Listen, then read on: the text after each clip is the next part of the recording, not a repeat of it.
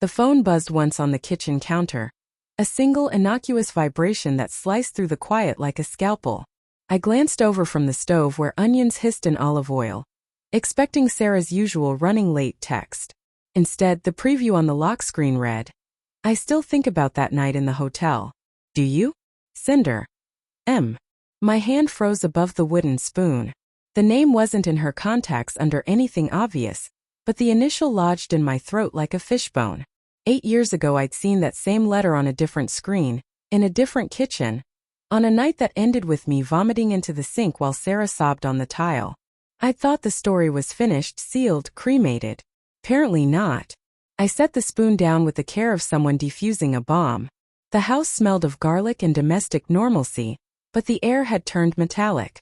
I thumbed open the message thread, heart ricocheting against my ribs. I still think about that night in the hotel. Do you? Sarah, 8:12 p.m. Stop. You never told him everything, did you? Sarah, 8:14 p.m. I told him enough. Leave it alone. Enough isn't the truth, Sar. You owe me that much. I read it 3 times, each pass colder than the last. The onion scorched. Smoke curled up like a warning. I killed the burner. Somewhere upstairs our daughter Lily practiced flute. 3 shaky notes of twinkle, twinkle, then silence. I pictured Sarah at her firm's holiday party downtown, laughing in the emerald dress I'd zipped her into an hour ago, the one that still made my palms sweat. I pictured her reading these texts in a marble restroom, thumbs trembling. My pulse thundered so loudly I almost missed the front door. Sarah's heels clicked across the threshold, then paused. Han? Smells like something burned. I didn't answer. I stood in the half-lit kitchen clutching her phone like evidence in a trial that hadn't started yet.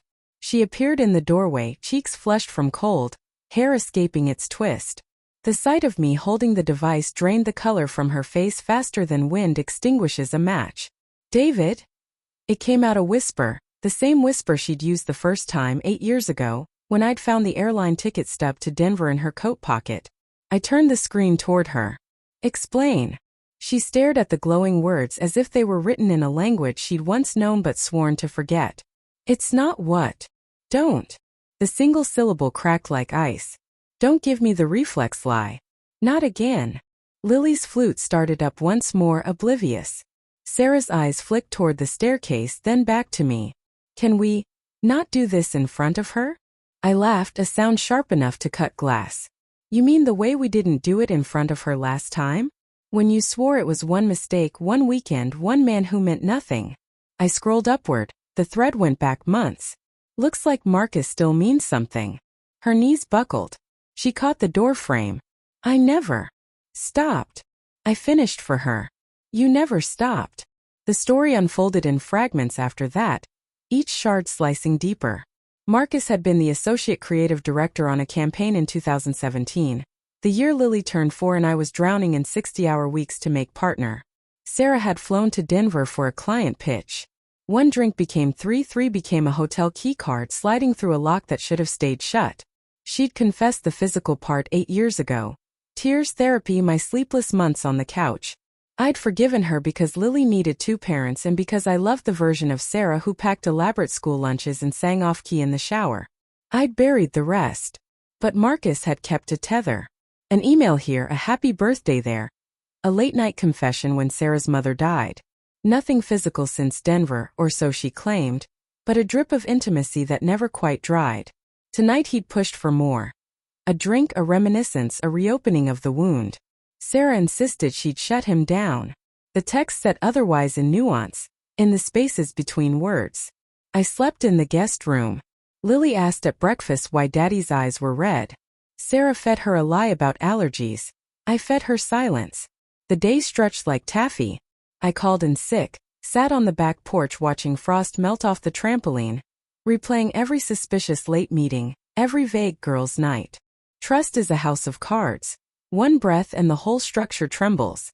By noon Sarah cornered me in the garage among half-finished shelves I'd meant to hang for 18 months.